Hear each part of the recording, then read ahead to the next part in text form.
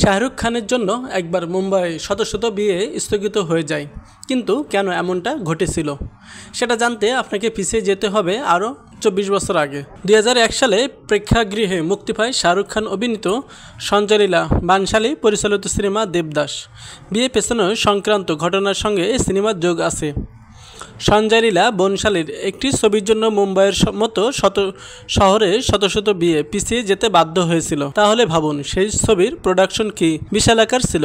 দেবদাস সিনেমার চিত্রগ্রাহক ছিল বিনোদ প্রধান। সম্প্রতি তিনি এই ঘটনার সবিস্তারে জানিয়েছেন ফ্রাইডে টকিজাকে। বিনোদ প্রধান জানান, 1 কিলোমিটার জুড়ে চন্দ্রমুখীর কোটা বানানো হয়েছিল মুম্বাই। তার কথায়, আমি আমার সহকারীদের নিয়ে দেখতে গেছিলাম যে কীভাবে সেট বানানো হচ্ছে, যা দেখি তা রীতিমতো চমকে যায়। আমরা ভাবতে শুরু করি যে কিভাবে এত আলো লাগানো হবে। সেটের একদম শেষ মাথা 100 ওয়াটের একটি লাইট লাগাতে বলি আমার এক সহকারীকে। তারপর ধীরে ধীরে গোটা সেটে আলো লাগানো হয়।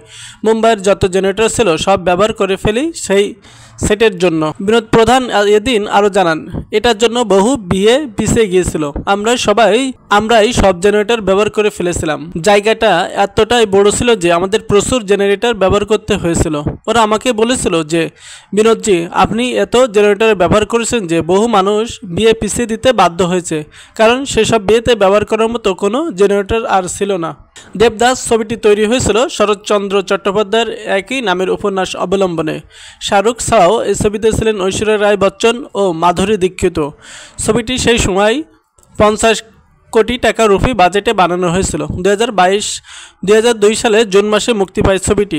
বিশ্বজুড়ে 168 কোটি রুপি আয় করেছিল শাহরুখের এই ছবি। জায়গাটা এতটাই বড় ছিল যে আমাদের প্রচুর জেনারেটর ব্যবহার করতে হয়েছিল।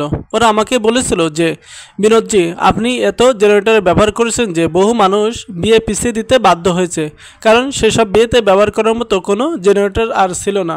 দেবদাস ছবিটি তৈরি হয়েছিল শরৎচন্দ্র চট্টোপাধ্যায়ের একই নামের উপন্যাস অবলম্বনে। শাহরুখ ছাড়াও এই ছবিতে ছিলেন ঐশ্বরিয়া রায় বচ্চন ও মাধুরী দীক্ষিত। ছবিটি সেই সময় 50 কোটি টাকা রুপি বাজেটে বানানো হয়েছিল। দেবদাস ছবিটি তৈরি হয়েছিল শরৎচন্দ্র চট্টোপাধ্যায়ের একই নামের উপন্যাস অবলম্বনে। শাহরুখ ছাড়াও এই ছবিতে ছিলেন ঐশ্বরিয়া রায় বচ্চন ও মাধুরী দীক্ষিত। ছবিটি সেই সময় 50 কোটি টাকা রুপি বাজেটে বানানো হয়েছিল। 2002 সালে জুন মাসে মুক্তি পায় ছবিটি। বিশ্বজুড়ে 168 কোটি রুপি আয় করেছিল শাহরুখের এই ছবি।